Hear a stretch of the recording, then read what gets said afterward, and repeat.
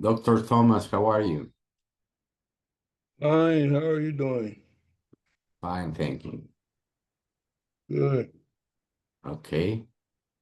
How was your experience? Uh, if we don't have anyone who gave a presentation, I'm going to talk a little bit about uh, agents. And I know that you love Manus, and I think that's very interesting. How how how has been your experience with Manus? How are you, Xavier? Oh, man, yes, Hi, I should be. Miguel. Hi. Xavier, Hi, guys. can How are you you?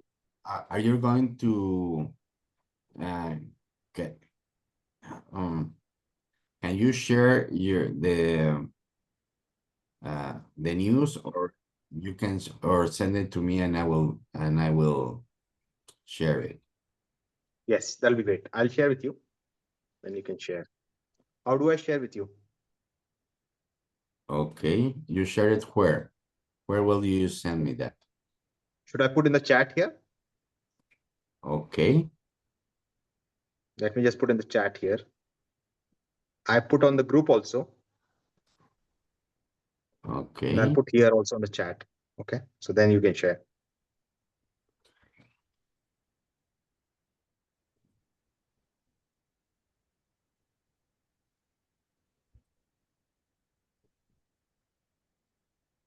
uh, Give me one moment. I'm just putting on the chat. okay. I was trying to.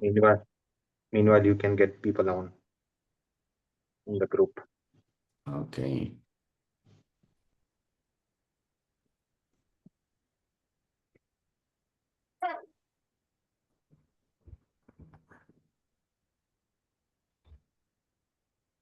Good morning, everyone. How are you? Good, thank you. Morning.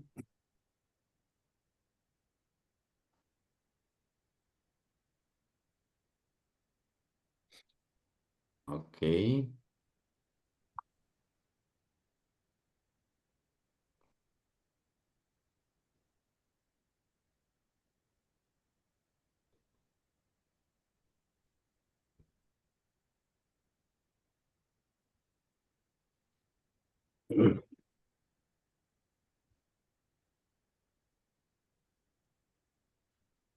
Uh, okay, sure. Xavier, I don't see the.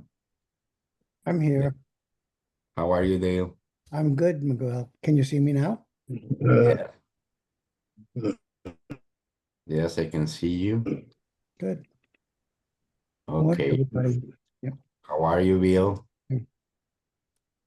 Greg? Mark? Okay, it's 9:02. We are only, I hope we're 10 only. Well, I feel we need to start putting the link to the meeting, sending it out for Monday again. Because that was a good reminder for people to join on Monday. okay right now, actually. I was doing that, but I was Well, it should be in the WhatsApp group.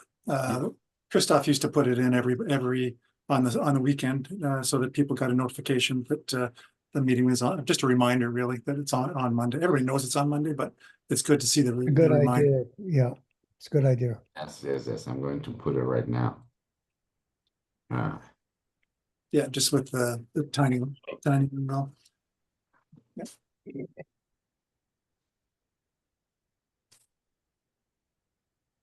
Okay, Miguel, I everybody's put the news on the chat for you if you want to use that. let me okay. It's like more news. That's it. That's the link.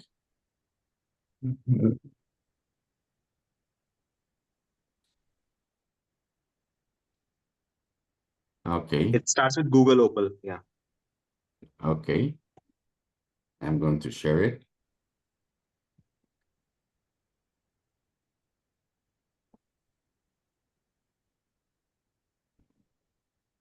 Okay, and don't forget to press record.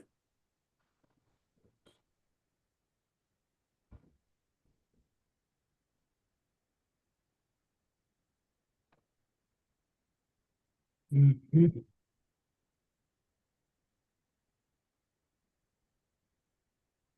That's the news, Xavier, this?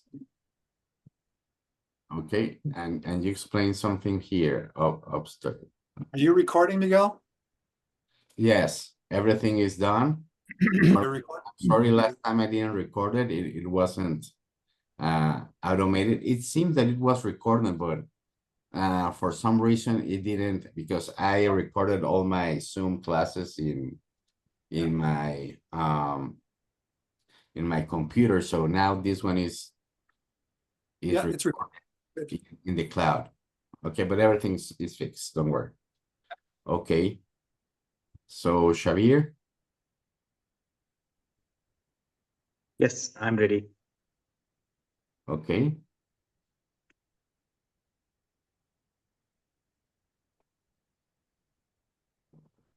Also, okay, you read something like, okay. Go ahead, Xavier. All right, thank you, Miguel. So hello everyone, good morning, good afternoon, good evening to all people joining. So some interesting news last week. I would like to start first with Google Opal release. A very interesting tool which Google released, and it allows you to create workflows. So you could, type a prompt in Google Opal, and it will automatically create a workflow for you. When I say Do you want like this? Okay. means Okay. Apple Go ahead. trying. Go, Yeah, thank go you. ahead. So it allows you to create a complete mini AI application. And what this is what Google Opal is. So you could actually create a complete mini AI application with Google Opal. It's only available now in the United States. So if you're in the US, you can explore that. Unfortunately, I tried with VPN, but I could not access it, but looks very interesting. But give it a shot if you get time, but very, very promising tool. It allows you to integrate all the Google products, which includes image generation, includes video generation. It includes the Gemini 2.5 as well. So you can make very quickly mini AI applications with Google Opal. So definitely try it out. Um, the second news I have for everyone is the launch of ChatGPT agents for the Plus plan. So if you are someone who do not have the Pro plan but are in the Plus plan now, you have access to. May I ask what we're looking at here? Because it's not like that. Yes. Okay, good. Okay. Now I think these are the news. Okay. Okay, all right. Thanks. That's okay, Xavier? Yeah, that's fine. Yeah. I have Okay. also put the news in the chat as well. So if people Yes, want to there. take it from there as well. Yeah. Yes. So what Google Opal is done now. I was focusing on ChatGPT agent. So we have seen a preview of ChatGPT agent previously in a couple of weeks ago. It was launched. So essentially, it's nothing but an agent platform similar to Manus and some of the existing agentic platforms, GenSpark agent platform similar to that. But you could actually use it now in the Plus plan. That's the biggest news. So if you have the $20 ChatGPT plan, you can use agent now. And what this agent does is it can automatically launch a browser. It can do research for you. It can find, so some of the people are trying to use it for vacation planning. So if you have a certain budget and you want to go with the family or individually, it can, do all the research for you. So if anyone on the group wants to plan their vacation at a particular budget, then definitely check out the ChatGPT agent. The third news I have for the group is the launch of Adobe Firefly, and VO3 was the model, which is still the best model for image to video and text to video. Now, if anyone has used the Adobe Firefly application online, it now allows access to VO3. And the good news in this application for VO3 is that the pricing here is very cheap. So it is 50% the pricing of VO3 if you use directly from Google's Flow application. So definitely check out Adobe's Firefly. If you are a Adobe user, definitely try it out. And the last but not the least news I have for everyone is the launch of the Alibaba's Qwen 3 coding model. So Alibaba, a Chinese company, launched a coding model, which is at par with Claude Opus. So as we all know, Claude Opus was the #1 leader in terms of coding, and they launched something called as Claude Code. So if you're a coding person, you could use Claude Code on the desktop. Also, then followed by Gemini launched something called as Gemini CLI. Again, Gemini CLI is kind of similar to Claude Code, but it's an assistant which can run on your desktop. It can see your screen. It can help you with your coding task. Similarly, now Alibaba launched this Quinn 3 model, which is really good for coding.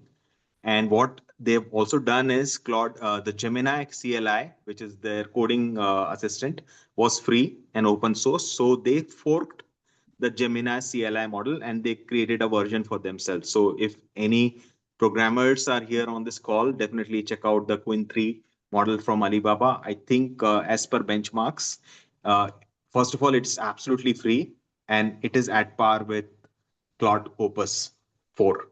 Okay.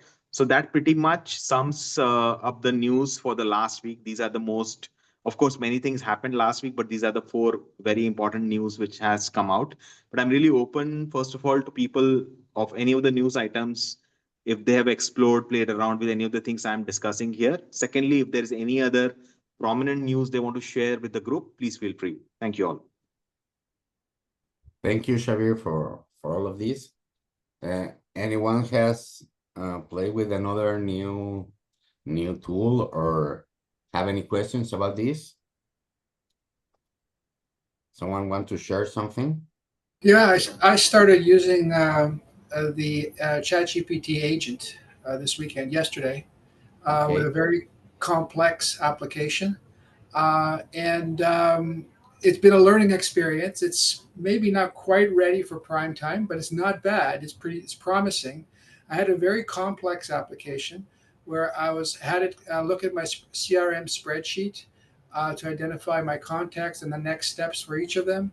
Then to go to LinkedIn and through my account. So that's how to log into my account, and from there look for comments for postings of those individuals and identify which ones might be relevant for me to like or love or support in any way, and then also identify any posts of those individuals, and this is hundreds of individuals we're talking about, to identify what posts might be relevant to comment on, and then suggestions on how I should comment on those posts. This is a game changer.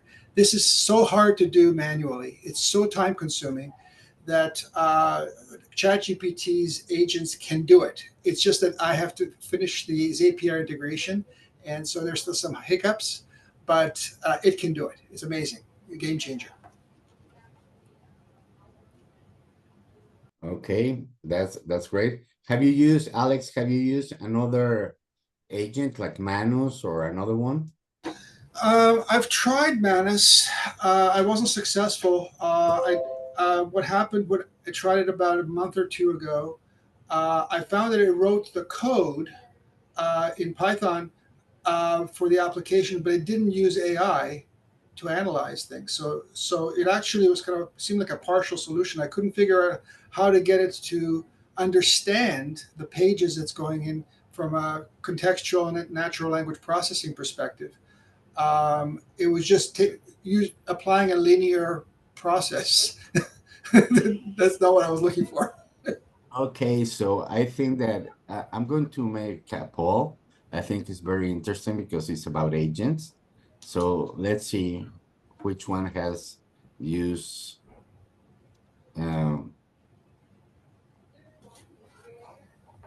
Did you see the poll? Yep. Okay. Please, everyone, if you can answer them.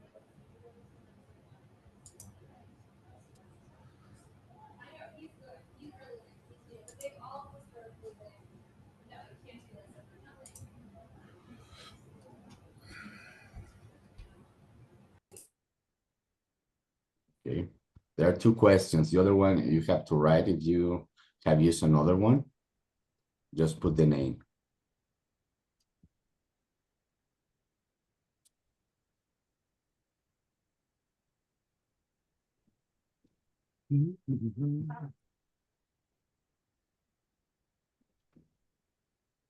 Mm, While we're waiting, I'll just mention, Okay. I've been pleasantly surprised. I got Claude Desktop, set up an MCP to my HubSpot account, and discovered that the integration with HubSpot and Fathom was importing tasks unbeknownst to me. Like Fathom does the tasks, but HubSpot was importing them. And so when I hit Claude and asked it, like, were there any tasks assigned to me last week? It went into HubSpot, pulled up all my Fathom tasks, and then showed them to me. So I was pleasantly surprised that the MCP worked, that Claude figured out how to get through it and actually was able to expose the tasks that evidently it's been pulling them in for the last year. So I discovered, unfortunately, a couple dozen tasks that I hadn't accomplished last year. But it was a nice integration. And I'm wondering if I'm going to get surprised again, if we might get surprised as we start integrating these different tools and it starts pulling patterns together that we were unaware it was capable of doing. I don't know if anybody else has tried that. I think I demoed that in a couple. I can't remember the last presentation when I was talking about MCPs and that agents and MCPs, and I discovered that too. That when you think about an MCP, it's not just giving you like access to API endpoints, in that tool. It's actually taking those tools that you can access, in your case, HubSpot, and it's applying a lot of AI as well. And so then it actually executes stuff much deeper than what you originally intended it to do. I didn't even know HubSpot was tracking my tasks. Like, I still haven't found where it is. I'm thrilled. I'm thrilled because it's going to make my life a lot easier. Yeah, I think in my example, I actually I was accessing my ecosystem data through. I created an MCP server that I created for it as well, and I store an actual SVG graphics version of the ecosystem stakeholder map in the data. I remember that. Yeah. I asked it to get that for me, or create the stakeholder. I used the word create instead of get, and so what it did was it actually went about looking at all of the data in my ecosystem database and tried to recreate the SVG file. And I'm going, how did you do that? All I wanted was to download that was stored in the database. So pretty impressive. Yeah. Oh, that's like an eager intern. Yeah. Yeah, exactly. Okay, now I'm going to close the poll and I'm going to show it. Okay. Okay. Share the results. Okay. Rick. No, finish the task and then I'll. Okay, I just want to share the results. Everybody everybody's seeing the answers. Yeah, for the other, I put other, but I didn't put the others because I had a whole bunch of others. But primarily through the coding world and the tools I use within there, I use agents in there to as well, but not those other ones you listed. Okay, one of the things about these polls here is that I can't put my option here, so I can answer it.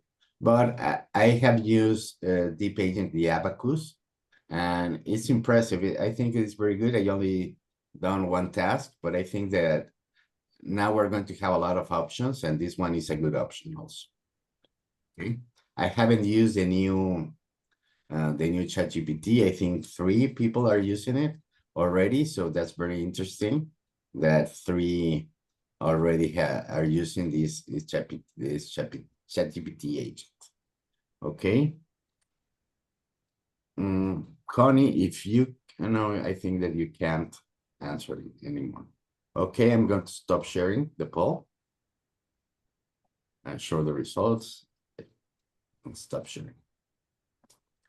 Okay. Well, yes, Rick.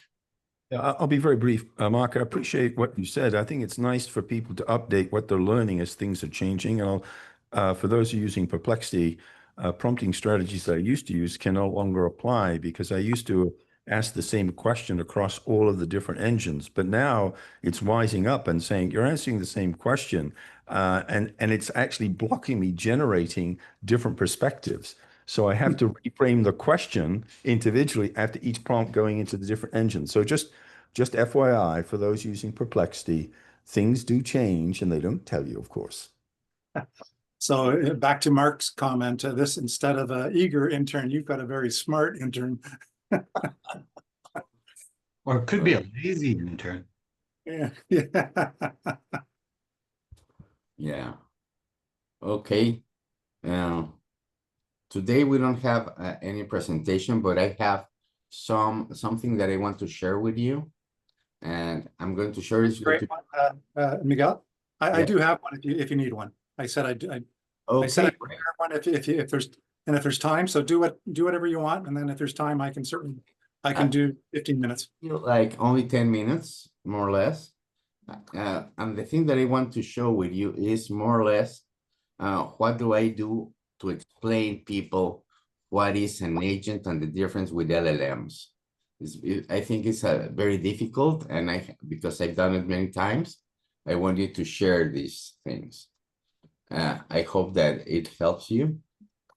Basically, what I do is I use this graph I'm going to share, and I said that an agent is like a person, like your assistant, that has the ability to organize tasks, okay? And it's going to use LLMs. I write them here, that is large language models, okay?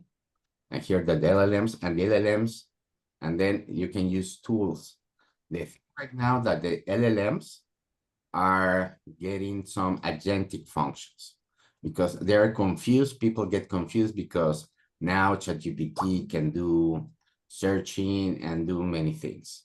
So I explained that the LLMs is the chatbot that we don't know, that we all know, like ChatGPT, like DeepSeek, etc. And then they have these functions. But something that is very important and okay, after they do all the tasks, then they check the answer. If the answer is okay, it corresponds about your prompt, about the task that you already organized, they will give you the answer. This is more or less it.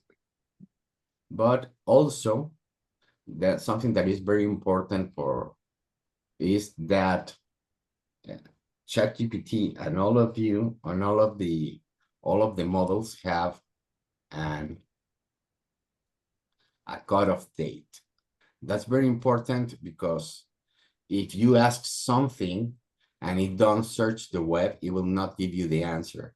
And this page that I'm going to share with you, it gives you all the cutoff dates of all the models, and that's very interesting. Like this one is have information June of 24, 23, 22, 21. I think that the latest ones have January. So that's like Claude has January 25. So this is very important. Actually, just to make there, and this is the cutoff date. So the cutoff date means that it was trained with all the information with that the internet has, and also with their proprietary algorithm. So that's the cutoff date.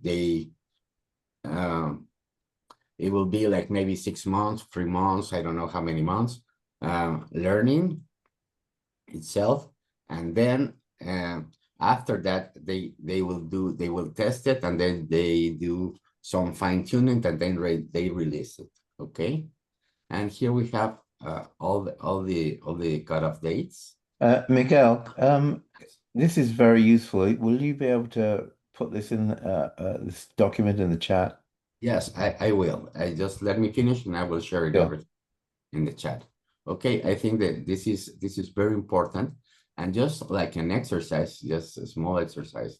If you use ChatGPT and you ask until when do you have information, it will answer you to June 24. Okay, but of course I can do live wave data. So okay, this is very important. I think that a few sessions ago, I put something in ChatGPT and it didn't answer, and I think it was wrong, the answer. So I think it was because it doesn't have the information. Okay, because it's not in the database. So that's the way that I explain what is an agent and the difference about the LLMs. And I hope that it will be useful for you. Okay.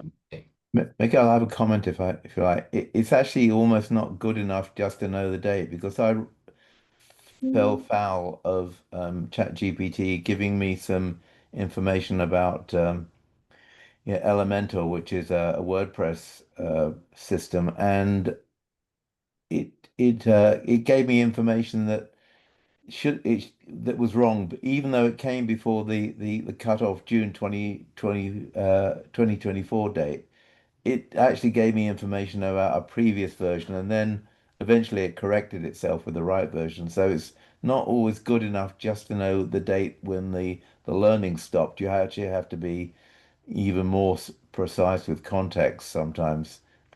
And it falls into this, you can't ask a question that you don't know that you don't know. So you assume that it says it's using the latest version of something, but it isn't. Yes, and sometimes it searches the web and sometimes it doesn't. And yes, sometimes a few months you have a better answer than now. Things are changing, but the core thing is that they have the base model trained for some time with that information, as we all know. And right now, it sometimes search the web, sometimes get confused and give you another thing. I think that they are refining it, and the best way is to try to do it in Gemini, in Quen, and if you want something completely certain. Yeah, but you run into the same problem. Mark's actually getting to a big problem with large language models right now that I've discovered in the work I do for enterprises, and that is that when they did their initial web scraping and getting content, just collecting tons and tons of content to build the large language models, they actually grabbed they grabbed everything. They grabbed old versions, new versions, et cetera, et cetera. And so that content tends to still be in the large language models. And you can't even, they don't take care of the temporal aspect very well in large language models. This is why I think, getting to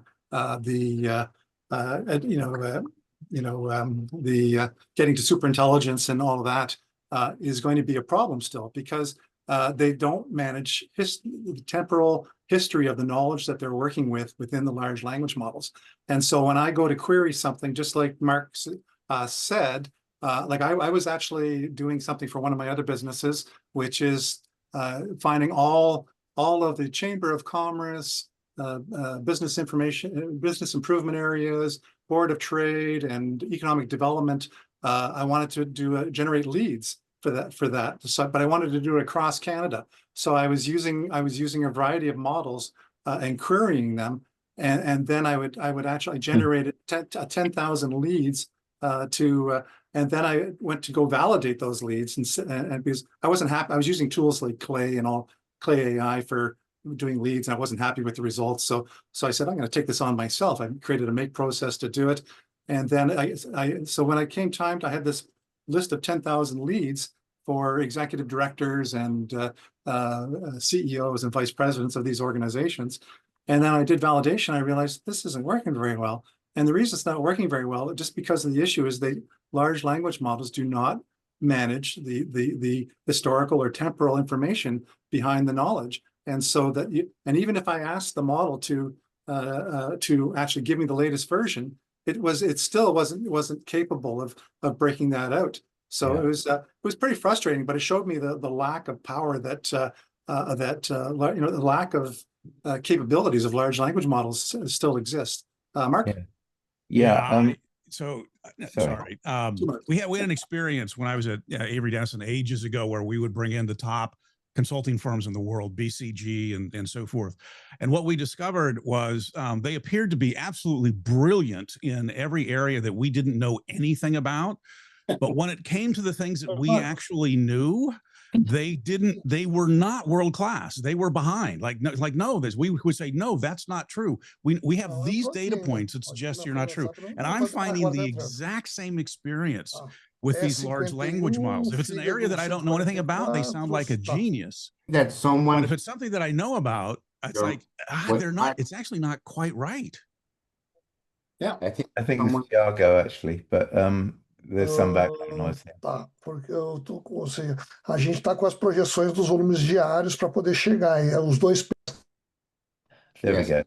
I already. Can I raise an issue which Bill's alluded to here? I've been doing a lot of work on a good methodology for asking questions of AI models, and it occurs to me there's an audience here. There's 15 people on the call. I just wonder if it would be good for us to create a blueprint of the best ways to have dialogue with AI, the most productive way. And I know we've talked about it. There are things like, there are, prompt documents, etc. But I think it's really would be a great contribution to this group alone if we could actually, design a conversation that results in the exact outcome you want and what methodology we should be using. And, I can give some examples, which if you like, but, the thing is, it's very difficult for a human being to ask a question when they about something that they don't know. And an AI has it very difficult when it doesn't have the context of the question, and it doesn't ask why questions and so on. So I think I started to develop a kind of blueprint for that, and I just wondered if it would be useful to have as a document that we develop. Okay, great. I think, do you want to, if you already have like some documentation, you can send it, or you can make a presentation about it. I don't know, and we can add to that. I think something like that. I have the beginnings of a blueprint, but I want to be very careful with it. But I can give you examples, if I may, of something that drove me nuts and wasted 2 days of my time. Is that I didn't know that I needed to use a virtual private service hosting system to make my app work, because I didn't know it was any different. And AI didn't ask me what kind of hosting system I had, and so I had wasted lots of time. And that's because I didn't know to ask the right question, and it didn't know it didn't ask the right question either. But a good dialogue, which was context rich, would have maybe addressed that problem. Mark and Mark, I was thinking about something that both of you said here, is about how brilliant the consultants sounded in the areas you didn't know things about. And the thing that I feel people are missing a lot of times with AI is you have to start out with expertise before you ask for expertise. Yep. Otherwise, you get snowed under really easy. Oh, absolutely. Yeah. That's kind of what the software I've written is. It provides expertise on one side before it goes into the dialogue. Yeah. Yeah, and maybe there are some hacks. So one example that I ran across, I'm in the battery space, and we did some very cutting edge research on some electrolytes and they weren't working, and the general knowledge was that they should be working. And so I went in and I asked the AI, and it gave me the standard, like this is the answer. This is the correct answer for that particular problem. And I pushed back on it. I said, well, we happen to know that that's just not true. Do you have any other information? And sure enough, 5 seconds later, it came back with 2 recent studies, very recent, like within the previous 6 weeks. It said, well, that's interesting. It said, like, that's very interesting. 2 of the most recent studies are suggesting that it does, in fact, not work. So it was like, it had the data. It just didn't reference it, Bill, as it was saying. It went back and it looked at the old, maybe it was doing a weighted average thing, and it said, okay, most people think it's working, and we're going to ignore the most recent science. Well, that's probably not the best solution set. So maybe there's the questions like based on the most recent science, like in the last 2 months. I don't know. I would be very interested in working on that project. Yeah, and the thing is that Gen AI doesn't ask why questions. So you have to provide all the context to it, and Yeah. and it's very difficult when you don't know what you don't know to provide the relevant context. But I think this is definitely an exercise that will help lots of people. But Brian, it may not solve the problem, as you pointed out, Brian. I mean, yeah. No, but we get snowed under. One of the things I do with my clients is I have them ask questions, have AI ask them questions before they start asking questions. And the idea is to try and get the stuff out of the person's brain so that they're giving their expertise already to get started, but also going through the process of identifying limitations. What don't you know? And it's like anything. You get, the quality of your advice is based on the quality of your questions. Yeah. But I think it's crucial to get the AI system to ask you questions. What question would you ask me about X? Those kind of things. Yeah. I think you're right on, Brian. Yeah. I mean, I also raised a point earlier. I actually, it's just very hot today, is I went to ChatGPT and did a deep search on all the cost per click advertising, and it gave me an authoritative result, which is I should be paying $1.50 to €2 per click. Wow. Okay. I went to Gemini, did the same thing, and it said I should be paying 40 cents. And both of them are really convincing. So, the thing that comes up is if you've got money on the line and things count, you got to check stuff. I mean, this would have cost me a good $5,000. Yeah, I had the same experience with this app I'm trying to put on board. It's going to cost me $2,500 through GoDaddy, but I found somewhere else I can do it for about $800. Thank you very much. So is there a way that I can inject into each of the AIs that I should be getting $1,000 an hour? So that when somebody checks. Has anybody seen this this thing going around on Facebook? Or maybe I'm just targeted, but you get paid $200 each time AI gets something wrong. Wow, we can make a mint on that. Yes, I think it's called a phishing attack, Brian. Yeah. No, well, I haven't seen it. I'll send it over. I keep on getting it, so it's actually they're paying. I don't know if it's even real or not, but the idea being is it could be quite interesting to see where the limitations are. And Mark, should you'd be on easy street. You wouldn't have to work anymore. You just ask a question. I'll just set up one AI to inject bad data into another AI and have a third AI query it and identify it as bad. Boom, off to the Bahamas. Oh, Just a meta comment here about the theme here is how do we enhance our sophistication in our inquiry abilities? Yeah. I mean, to me, that's a critical thing. And it ties into the thing I presented last week and something I shared this week, which is we need to shift from a culture of indoctrination to a culture of inquiry. And that is a huge transformational process. We have to go towards emancipatory learning. We have to use AI for that purpose. So I had to zoom out and give a meta perspective. okay. Well, I want to share one more thing with you. If you're okay, it will take 2 minutes. That is a prompt from, this is the deep agent of Abacus. I just make an HTML web presentation to learn what is MCP.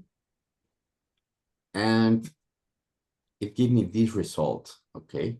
And with 14 slides. And as here you can export it in PDF and PowerPoint. And I think I'm not sure if the content is okay, because I haven't really, I just put it like an exercise. It took like 3-4 minutes, but it gave me this answer. And I think that this is another agent that is over there that helps everyone. Yeah, it looks like typical. I just looking at the content. It's not bad content. It's so this is just like using Gamma app as well. You can use AI within Gamma to create the presentation. The nice thing about Gamma app as well is if you have a pro version, you can actually translate the presentations to whatever languages you want to. So it's I just mentioned that because I know Miguel is interested in that as well. Yes, I am. Bill, Okay. they have a translation feature in Gamma. What's that? The translation feature in Gamma. Sorry, I didn't quite. You said there's a translation feature in Yeah, Gamma. yeah. You just gotta you gotta upgrade one level, and then so I just like I'm doing English and French, and so we do all of our presentations in English, and then I just translate it.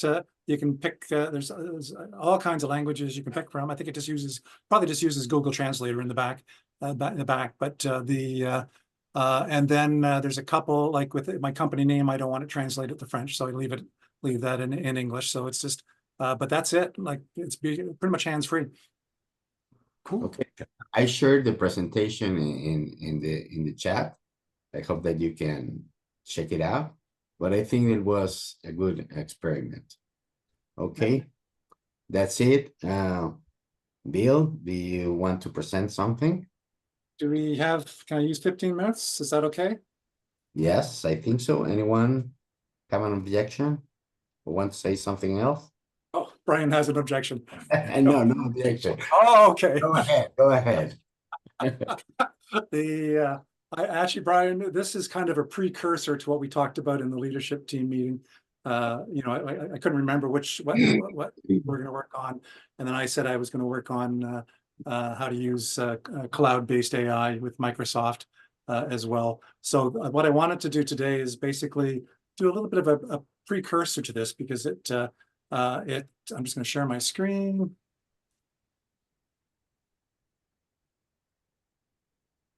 You can see my screen now? Yes. Okay, good. So as I started down the path of cloud-based AI, I've been sort of pushing that as being pushing cloud-based AI for my enterprise clients. And then I don't know if I was going to add this in the news earlier in the meeting, but the last 2 weeks I've been seeing a lot of stuff on-premise solutions, and that their time is coming. So what I did is I stepped back last week a little bit, and I said I need to sort of step back and think about this more and look at sort of the on-premise versus cloud-based AI. And so what are the practical trade-offs in AI deployment for the modern enterprise? So everything I do is related to the enterprises. And then as I got in there, I said, well, I need to sort of look at the fundamentals first. Before I compare local on-premise to cloud-based AI, I need to look at the fundamentals. So that's what today's presentation is going to be, is on the fundamentals. And then I'm going to turn this into sort of 3 presentations. But today I'm just going to focus on part 1, the fundamentals, and then next time I'll get into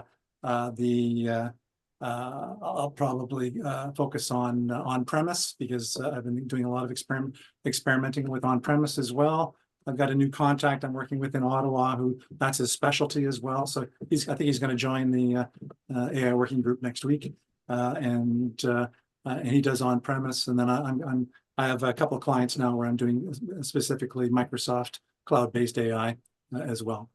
So sort of the first step, and you know me, I like to have slides with lots of content that are unreadable, but so I'm no different today. But I wanted to sort of step back and look at contextualization a little bit, because I'm going to focus on this table here on the right, and the graphic on the left is just a summary of what's on the right. It's not much of a summary, but it's a picture of what's on the right. And so if you'll notice that I've broken down, I created a continuum of AI interaction and model adaptation. And it's really about where's the context, so basically context optimization, what is told to the model. So that's what we do prompting. We talked about prompting today and how do we do better prompting. There's zero shot and few shot prompting. There's prompt chaining that we do on a regular basis where you type in a prompt, get a result, and you ask another question and it gives you a result. Well, when you ask another question, the context from the previous question is still being carried into your conversation. So that's why there's just doing general prompting is context. So it's basically used for general chat, creative writing, quick questions, brainstorming, etc. Then what you can do is you can actually extend your prompts so that you can extend it with context. So you can add a lot more. Instead of just asking a one-sentence prompt, you can add a lot more. You can give examples, etc. You can give it, tell it what the output type output structure you're looking for. You can tell it what role the LLM should take, and then so that's really just adding a bunch of extra stuff to your prompt, and so again, you're adding more context. So we've gone from prompt engineering to context engineering. So what I'm really talking about in all of these is doing more and more context engineering. So the next thing you've done, and I'm sure we've all done this in ChatGPT, you're prompting with a document. So you take one or more documents, you just drag and drop into ChatGPT, and it basically takes that into the context that it's going to use when it prompts the LLM. And then I've talked a lot about retrieval augmented generation. So that's when you actually take a whole bunch of documents and you use some tools to actually chunk the content of those documents into smaller chunks, and you embed them and then put them into a vector store, and then you can basically, when you type in your prompt, what it does is it actually takes your prompt and it actually embeds uses an embedding model on the prompt itself, and then it takes that sort of it's called a vector, takes that vector and looks at the vector store for the RAG that you created with all your documents, and it finds all the appropriate blocks of text that could be pertinent to answering this question. And you haven't even got to the large language model yet. So you're still just building your prompt and context. And so that's what RAG is all about. I'm going to talk more about that. And then there's just the semantic memory of using ChatGPT or any other agent. It just stores all the interactions and long-term facts. And now you know that memory, a lot of the LLMs and agents support long-term memory. So if you end your session and come back days later, that memory is still available. So that's what's really part of this semantic memory. So all of those items there are about improving the context optimization. I shouldn't have used the word improving because you can actually make it even worse. But so you have to be careful with context. I kind of allude to that in this bottom box down here. Too much context, there's high API costs for having too much. So if you create prompts that are just huge and you bring in a lot of RAG content and all that kind of stuff, then there's a high cost to doing that. Slows the processing down, so it's harder to answer.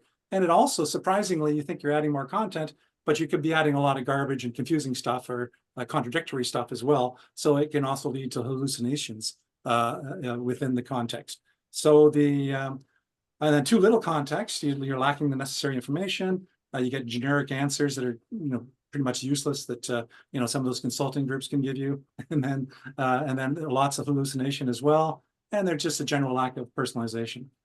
So that's I basically wanted to talk about that. And then that's what is told to the model. So you're creating all this context when you go through these areas here. And then basically the other side of it is how do the LLMs optimize, how the model acts. So you can do fine tuning. Now this fine tuning is not as, like, people confuse RAG and fine tuning. They're completely different. Fine tuning is actually changing the underlying large language model. So you need a lot of horsepower to do this. You'll need to have access to the large language model, and you need to create training data and input data and output data so that you can you can basically retrain the large language model with this sort of new subset of information. So that's what is called fine tuning. And then a lot of the large language models now are supporting continuing learning. So they do reinforcement learning, so I don't know if you've noticed in ChatGPT, sometimes ChatGPT will give you two answers to your prompt, and it asks you which one's better, the left or the right one. And that's what they're doing, is they're using you to actually fine tune the large language model. Yeah. Reinforcement learning. Okay. So I just wanted to set that sorry, I have to use the word, set the context for context in large language models. Question, Miguel. Yes. When they say that they are post-training a model, is fine-tuning or is another thing? Or it could be Post-training is typically fine-tuning. There's pre-training, which is the initial training that they did to create the model, and then post-training is really fine-tuning. Sometimes they consider RAG to be fine-tuning as well, but you're not really fine-tuning the model. With RAG, you're actually just building your prompt, the context of your prompt. okay. Okay. Rick. Oh, sorry, Greg. I'll get to you. Rick, you're on mute.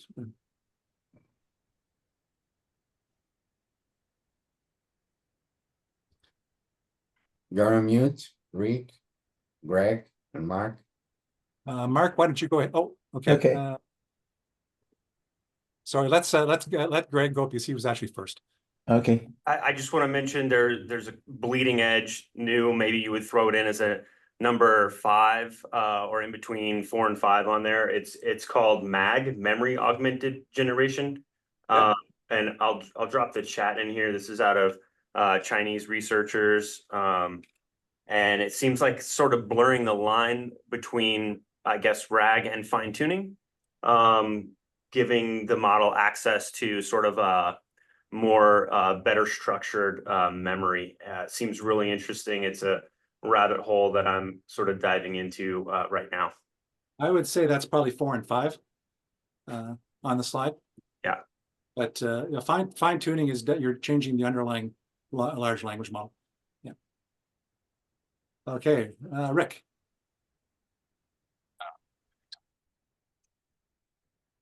No, still can't hear you.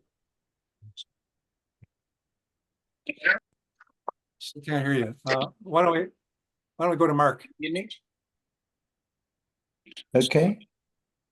Yeah, I couldn't hear Rick, so go ahead, Mark. Okay. Yeah. So I kind of this is really great stuff, by the way, Bill. I'm kind of my thought was really the beginning of any discussion is to kind of start with the why, and begin by putting the outcome into the context so that you help the AI system understand more about what you're trying to achieve and how it fits into maybe your massive transformative purpose.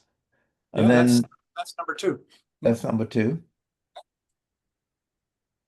You're prompting with context. You're actually setting the context. You're linking in. But I'm going into a little bit more detail, I guess, on that. If you start, it can't ask why questions typically, but so you can help it by explaining what the context is of what you're trying to of the task, and then putting that outcome into the context, and then actually, where would you define the desired outcome in this list? I would actually, when I'm prompting, I can add that into my prompt. We can get into, you've talked about this, Mark, just earlier today, but in the past, we need to look at prompting best practices. And that's one of the best practices is putting in examples of what you want from an outcome.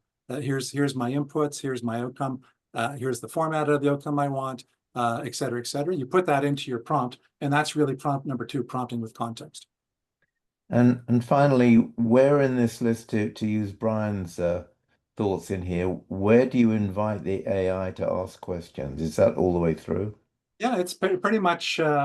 I would actually say from one and 2. Basically all of those you can include it within your prompting. That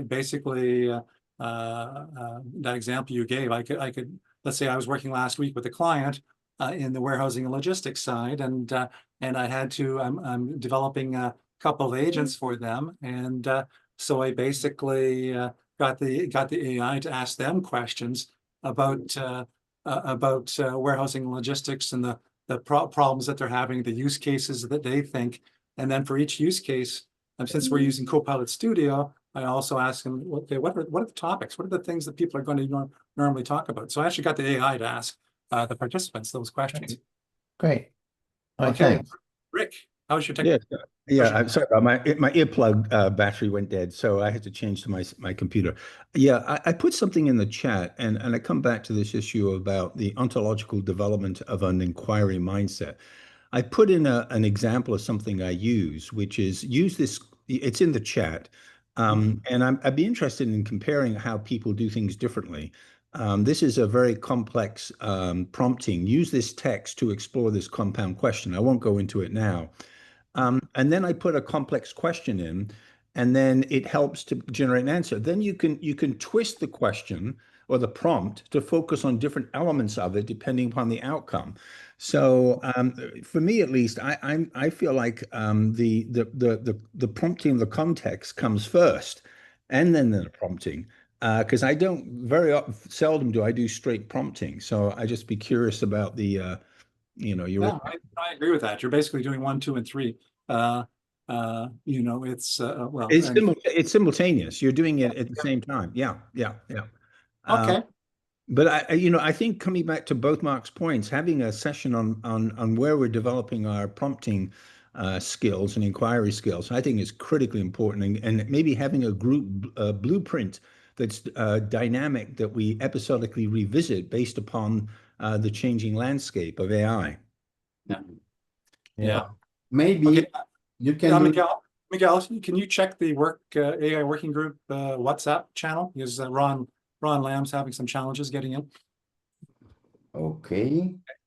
But yeah, good point, Rick. I'll take a look at the chat. I just want to move on to the next. No, that's okay. That's fine. This is for a deep dive. This is just an introduction to a deep dive. That's all. Okay, so basically what I did is I kind of looked at, well, I didn't do this diagram, somebody else did, but prompt engineering, RAG, and fine tuning, and it gives you a good sort of how they all come together to get better outputs from your prompts as well. So it's really prompt and context engineering, which I talked about in the previous slide. It's easy to work with. It's fast prototyping. You can, it is limited to the context window that you're working with. And you can actually steer behavior of the large language model. So that's what you're doing with prompt and context engineering. RAG, which we'll get to in a minute here, is connect external data sources, dynamic knowledge in the prompt.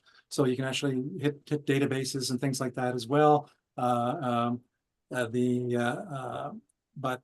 it's real time. And then you can apply data and domain knowledge, which you do as well. And then fine tuning, it's basically narrows the model's behavior, more predictable outputs, but it takes a lot of work as well. And you need to have a high-powered IT infrastructure to support that. But here's, I just wanted to show this because a lot of times people don't really recognize what's going on when they're prompting and then using RAG as well. So step number 1 is that we actually create a prompt. So the user initiates a query with a plain text input. And the next thing the system does is it actually uses an embedding model, which is it actually converts the prompt or the query to a vector representation using the embedding model. So that's what your prompt isn't passed to the large language model as a text string. It's actually the vector, the embedding model interpretation of your prompt. And then what? So nothing's gone to the large language model yet. Step 3, this is for RAG. Let's say I previously created a vector store of documents, and I'll show you how to do that in a few seconds. But vector store of documents, and you can. So then what it does is it takes that embedding model, the prompt, and it basically queries the embedding in the vector data store to the stored document chunks for similarity. Actually, there's a similarity algorithm that it uses to do that. And then And then what it does, number 4, is that any of the top matching chunks are combined, and the user prompt is combined into a single input. So that's your context. So that's why it's called context assembly here, in that step. So everything, your prompt, and then if you created a RAG implementation and you have a vector store with all of your chunks from your documents, like I pretty much exclusively use PDFs when I load them into the vector store, and I'll show you that as well. So then it basically merges all that together, creates the context, and that's what it sends to the large language model, number 5. The augmented prompt sent to the large language model for generating a response, and then the large language model generates an answer by utilizing both the prompt and the retrieved data. The prompt, remember, has any of the data that you had from your vector store, or if you just added, like I say, you use ChatGPT and you added a prompt to a document to your ChatGPT prompt, that still gets converted as well, and it's chunked out as well, and the pertinent pieces of information from that are sent in your prompt, and then basically the LLM responds. Mark, you had a question? Mark Hatch? Yeah, just a point of clarification. It's probably obvious to everybody else, but so the way this works then is that the data in the RAG model, it's actually not available to the LLM from a context perspective. It's just using that as a guide. No, it basically takes through this step number 3. Yeah. Where the vector search. So it basically takes your RAG, goes through your vector store of all your RAG data, and then it looks for, the context assembly, it looks for the top matching chunks. So based on your prompt, it finds all the matching chunks that have information pertinent to that, and that is all sort of grouped together. And that's what gets sent as part of your prompt. But the LLM does not look back then at your at the data in the RAG. No, the LLM is a completely read-only. It's completely separate. Yeah, it's a separate thing. Yeah. Okay. It took me a long time to get used. Yeah. Okay. That's interesting. I just thought it was all magic, and all the RAG data would get sent to. So you could do so from a client perspective, you could set up a RAG store in like on site, and then still let them use an LLM inside of Azure and be confident that it's confidential. Yeah, well, but it's not. That's a loaded comment because there's lots of but yes, that's true. Is that the original documents don't go to the LLM? Okay. Yeah. That's it's just the chunks of pertinent content that and you actually use a large language model. Sorry, you use an embedding model, and you can use a model to sort of determine what are the chunks. What are the matching chunks for the for your initial sort of prompt.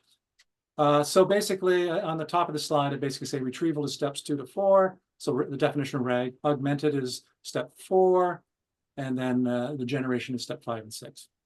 So that it took me, I didn't really appreciate this until about 6 months ago, and you actually brought up the point, Mark, of why I had to look at that. For this original intent of this presentation was looking at on-premise local AI versus cloud-based AI, and that I needed to clarify that point that you just clarified, Mark. Okay, so I can't go through all the slides I have today, but I'll just go quickly here. So the embedding the knowledge and the prompt. So I talked about it. There's the knowledge base you have.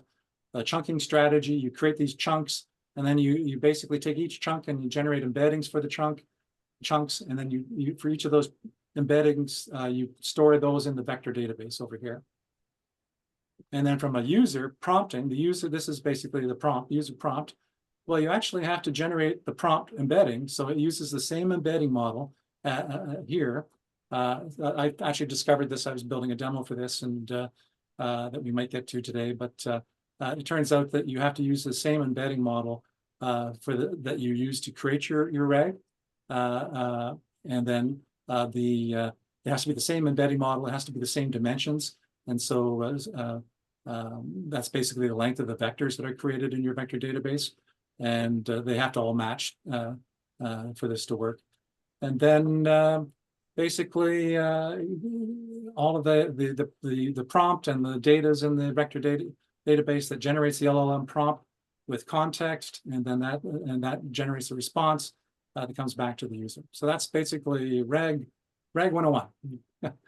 Okay. And then it's a very simple interpretation. Source data, it doesn't have to be text either. It can be images, audio, video, and chunking and embedding. There's different chunking embedding models for each type of source data, and it all gets converted into vectors, no matter what type of data it is. And then the vectors get stored in a vector database that is a highly indexed vector database. And then I just wanted to give you a simple example. So you know, this is a three-dimensional example of a vector store. The thing with vector stores is that they have thousands of dimensions. So it's not in order to sort of represent the knowledge, there's thousands of dimensions in there. So the simple 3D one about, you know, let's say that this was an image encoding, embedding sort of thing, that you had pictures of a banana, apple, cat, you know, a dog, a wolf sort of thing. So this would be a three-dimensional one. And when it does vector, when it actually takes the data or the images in this case and generates embedding vector data from the embeddings, it sort of places where that sort of vector is in three-dimensional space. But in our world, it's you know, n-dimensional space. It's thousands of dimensions. So and then when you want to search this vector data store, it actually looks at it from it's actually n-dimensional spatial environment. So it looks for the closest neighbors to wherever your prompt is. It looks for the closest neighbors that could be related to what you're asking in your prompt, and that's what it's looking for in the vector database.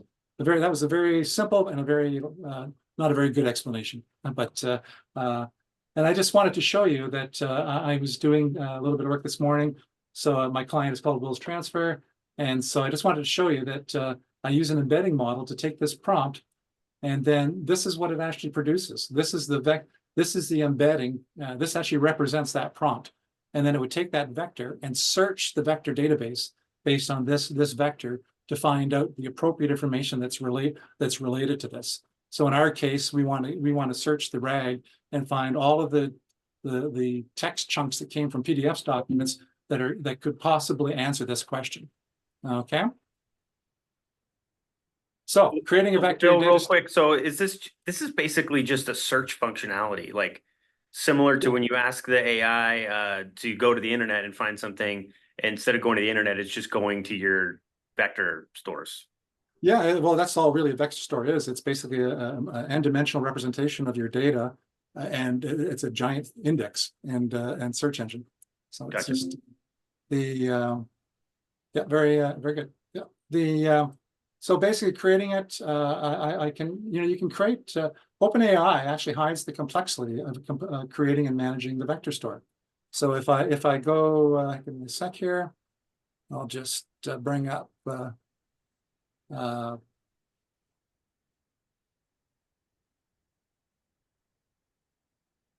So this is a GPT I created so standard OpenAI GPT, and here's the knowledge base. I added all of these PDF files, and then when you add the PDF files, it just doesn't move the file over. It's actually building the vector data store underneath. It just doesn't tell you that's what it's doing. Okay, so it's it's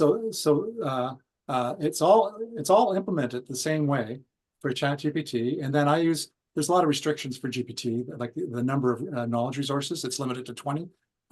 There's ways of cheating it, but by merging PDF files together. But and then so this is a standard GPT, and that's the knowledge base. All of that gets converted to a vector data store.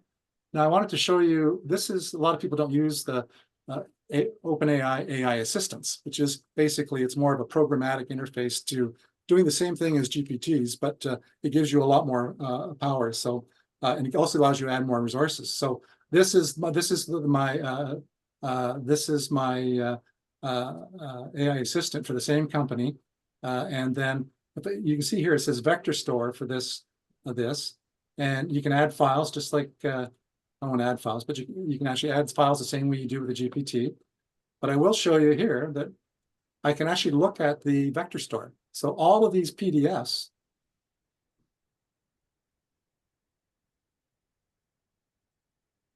all of these PDFs are stored. Sorry, control of my mouse here. All of these PDFs are stored in this vector store. And so I have company-specific information, but I also have a whole bunch of information around AI techniques that I use and strategy techniques I use and KPI techniques I use as well. They all get put into this GP, in this case, an OpenAI assistant. So is this like a poor man's rag there by using? Yeah, well, that's what I used to call it, Mark. About 4 months ago, I said that's the exact terms I use. It's a poor man's rag. Well, even if you look at ChatGPT, this is the ultimate poor man's rag. You know, you don't but it doesn't even tell you that there's a rag behind it. But it's actually using this in the background. So it's got the vector store. And how do you access your assistants? Is it only via API?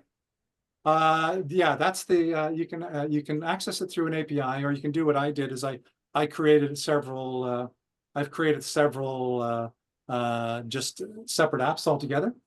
I'll just see if I can So like a front end for your assistant? Yeah, front end, yeah. So I'm just going to go to one that this is a test thing that I'm working on. And so it's I've got this FEAI advisor. Okay, so I've created this. This is a piece of code for those that it's actually I created it as a WordPress plugin, so I can plug it into a WordPress site, and then it basically all I needed is the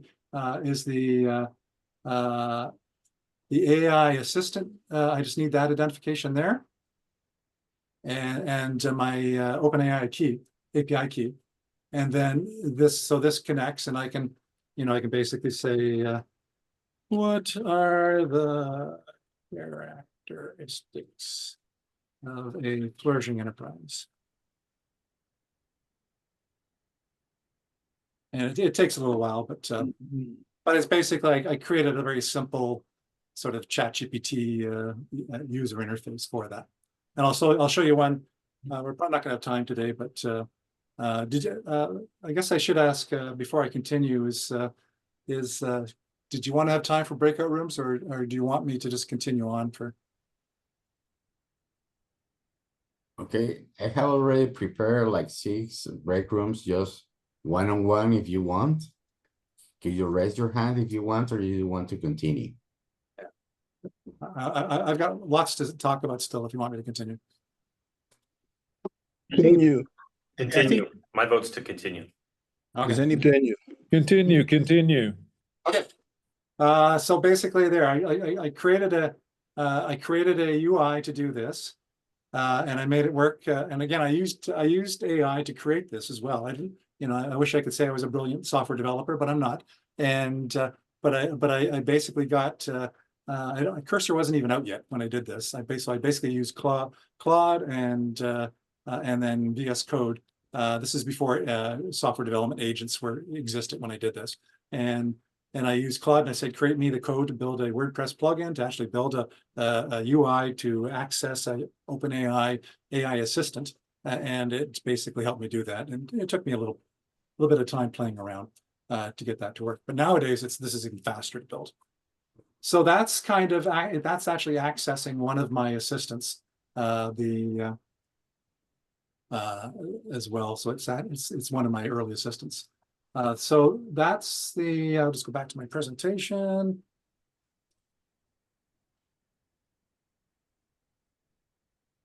So that's one way of doing it.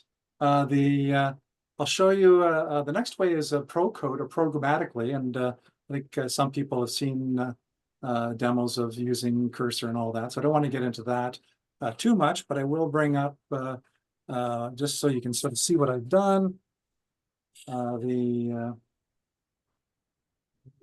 So I've created, I basically created this is the program. And again, I used Cursor to actually, and the agent within Cursor to develop the code for this. And I actually did this yesterday morning.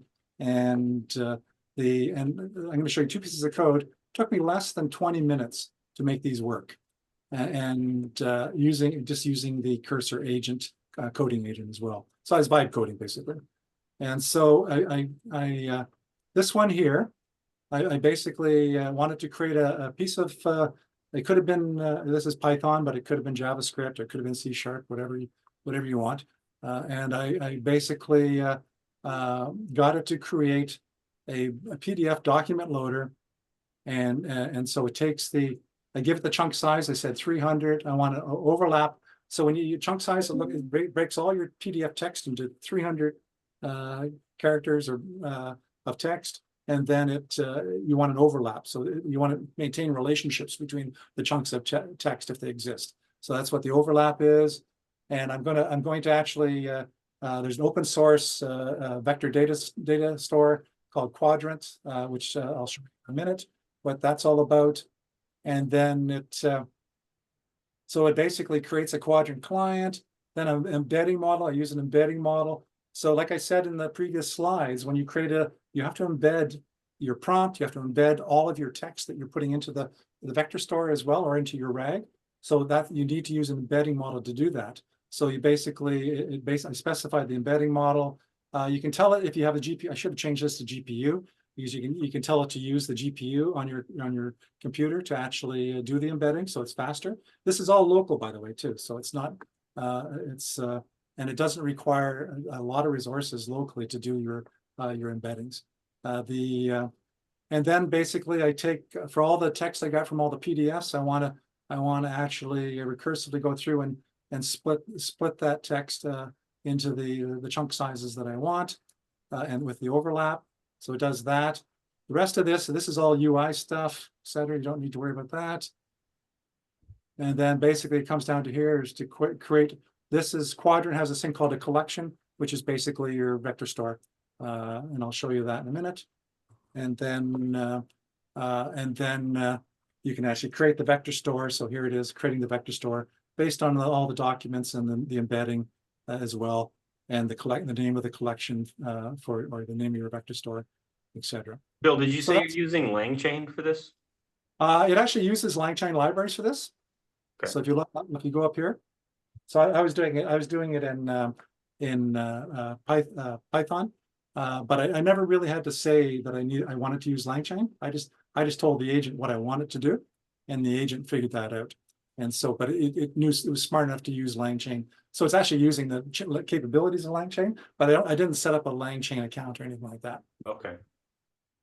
Okay, so then I'm not going to run this, but I think I can show. I was hoping I could show you this, but oh, there it is.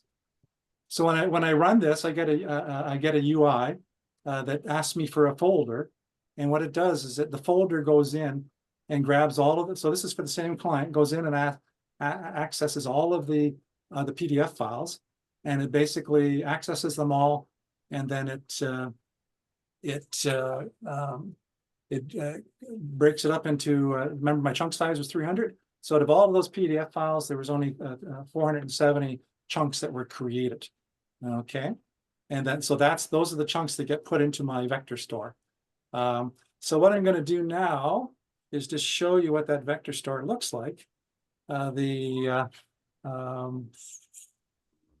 And Bill, real quick, what's the chunk size? What kind of effect does that have on that end result? Is it just the speed, or API context, cost and that kind of thing? I can't really answer your question right now. I've got a lot of experimenting to do with that, but Okay. It's a good question to ask AI. What are the characteristics of what's a good chunking size, and what are the variables that come into play for that? So it's so what I want to do is go to here, and I want to go to here. So that Python code created me a vector store, and I called the name of it was PDFs_DB. So that was in the code. So I can click on that. And oh, sorry, before I do that, let me go back. Yeah. It gave me, here's the 469 points, which are equivalent to chunks. And then I'm not quite sure what segments are. I should know the answer to this, but I don't. But anyways, and also the vector size. This is important. As I mentioned in my earlier slides, you have to make sure that the embedding model for your vector store is the same embedding model you're going to use to embed your prompts. Okay, these have to be the same length. And then so then I can actually go into here, and for each of those blocks or points, in this case it's called, it actually has the page content or the block, and then it gives me all kinds of metadata about where this block came from, including this came from this file here. And it just so happens it was the old version. So it shows you, I'm even doing this manually, I'm able to actually screw up the rag by putting in old versions of content as well, because I probably have the new version as well in here. And so there's a potential conflict between the two. That's a whole nother story. And then, so I can go through and look at all of the content here, but I can do some pretty other cool things as well. I can get general information about the vector store as well. Nothing too exciting there.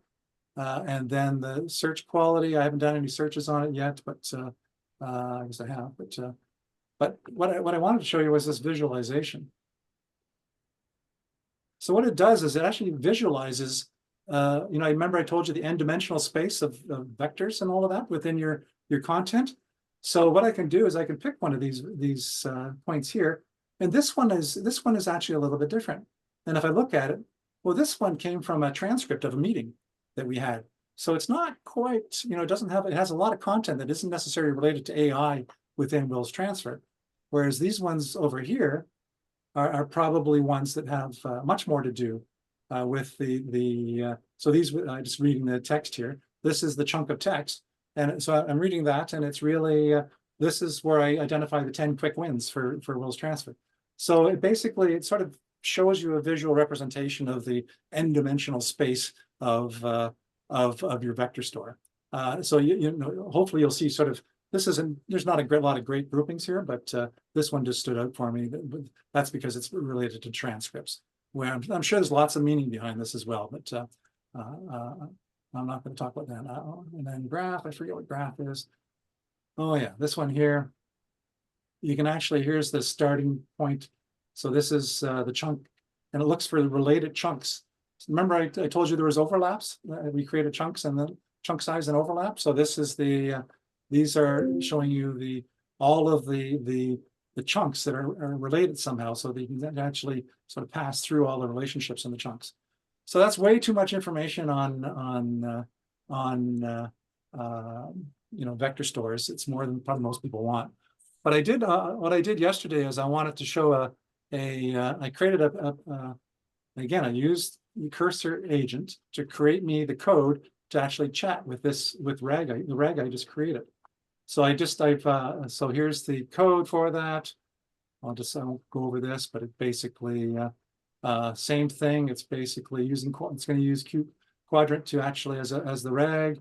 I'm telling it's the same embedding model because I'm going to enter prompts here, and it's going to convert those prompts. So I need to use the same embedding model, and then basically initialize the vector store that already exists, etc. And then there's a bunch of UI stuff again, and then it basically processes messages. So when I run this, I just type in Python space chat with rag.py, and this is what it gets. I actually pre-did this. So this is so that piece of code, chat with rag.py, is again, I created it with cursor. It was all within 20 minutes, and then I'm actually accessing the quadrant vector store. And so basically the app I created with Python gives you this message. And then I said, list the 10 AI opportunities for Will's transfer.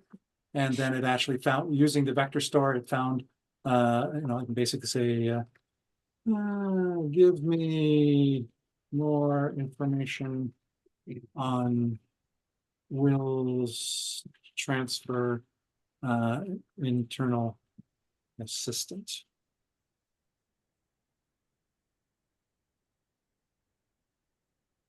So Greg, is this like you can say it's like a notebook version of yours? Well, no, notebook is that's all notebook is. It's a big rag. It's basically There's no different, nothing fancy about RAG. Something didn't quite go right, but I'll bother figuring it out. But but anyways, this would just, you put in your prompt and it gives you back the information from the RAG.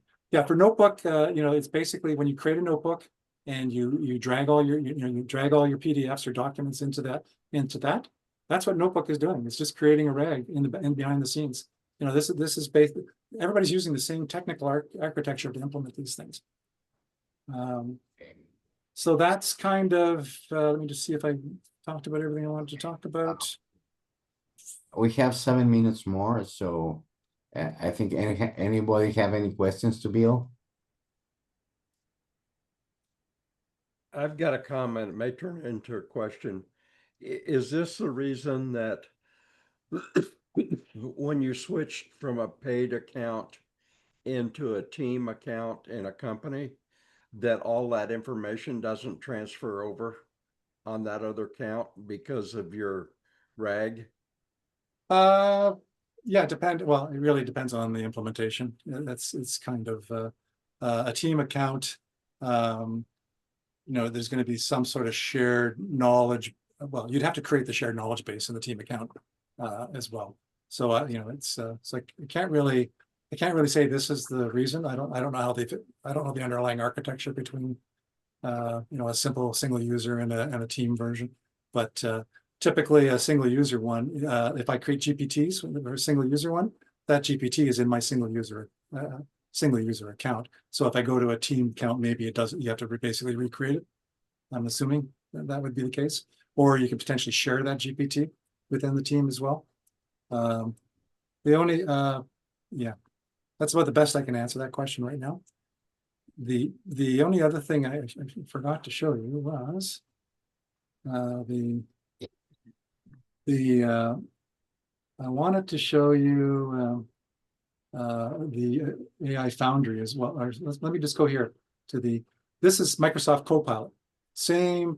Same concept. I just created a simple AI working group agent, and I haven't added any knowledge yet. So if I go here and add knowledge, I can drag and drop files into Copilot student. So I'm creating an agent, except I'm on the Microsoft platform now. And I can drag files in. Now, the nice thing about the Microsoft environment is I can drag files from OneDrive. I can drag SharePoint sites in. I can actually public websites. I can actually previously create an AI search capability using AI Foundry. I can access an Azure database. All of that is knowledge I can bring in as well. Okay, a question here. Like there's a part in ChatGPT that is called projects that you can upload your information, your files, and it's supposed that it will take that into account when you prompt in that project. Yeah, it's basically nothing magical about that. It's basically using RAG. It's nothing special. It's like chat, Claude. Claude basically offered that right, before Microsoft did, and yeah, it's basically just taking those files and building a simple RAG behind the scenes, and then it's as you do things and query things, it's using that RAG. But basically, what I'm trying to tell you is that these Copilot agents is more or less the same as to have that information in project in ChatGPT. It's all the same. Underlying it, it's all the same stuff. It's all the same architecture. It's like that's the more I dig into AI, the more I realize how it's just not a lot. Okay, we have 3 more minutes in this meeting, and I want to. Is there anyone new here? I think some names I haven't.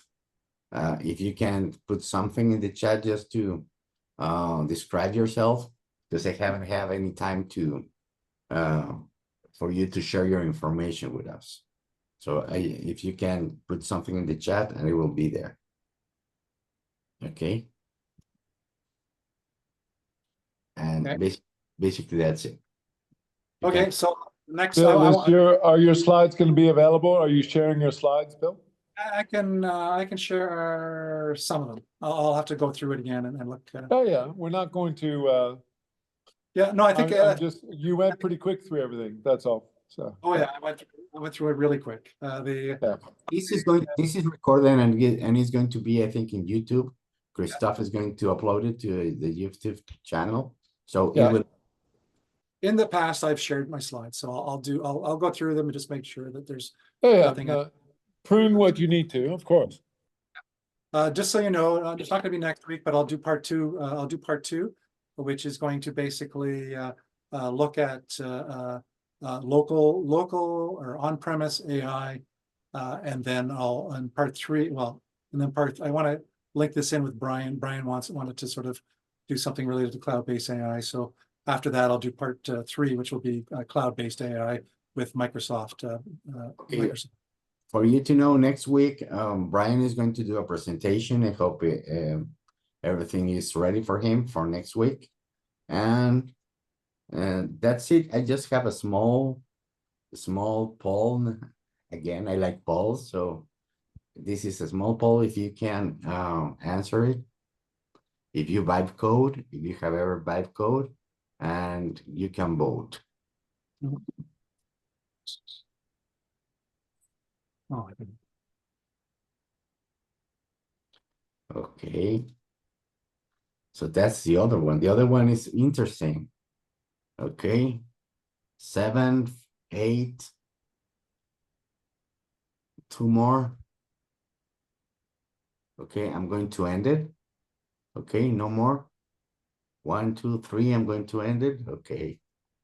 Send it and share the results. Okay, it seems that yes, there are 2 that are not vibe coding here, and they use cursor and other one. There were 3 that use other ones. Could you say which ones are the other ones that you use for vibe coding? Those 3.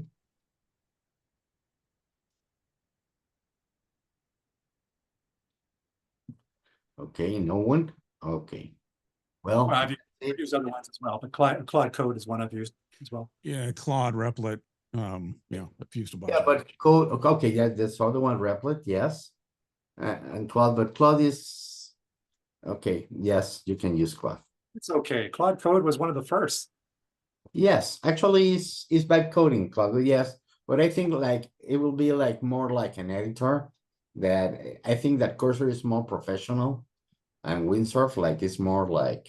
They all came after Claude Code. Yes, I know. Okay, that's it. I think that this is useful, and that's it. Okay, it's 10:30. I have to go. If you want to continue. Thanks, everybody. Okay, I'm going Thanks, to. everyone. That was fantastic. I hope you like this meeting, and thank you, Rick, for everything. Okay, Good on you, Bill. you're always there. Thank you. Okay, if anyone Bye. wants to have some Everyone. presentation, Mark, over there, I think that he already left. Anyone want to be in our AI leader meeting? Thank you, Miguel. You can contact me if you want to share something. Thank you, Dr. Thomas, for everything. And goodbye. I have to go. Bye-bye. You guys. Okay. Bye.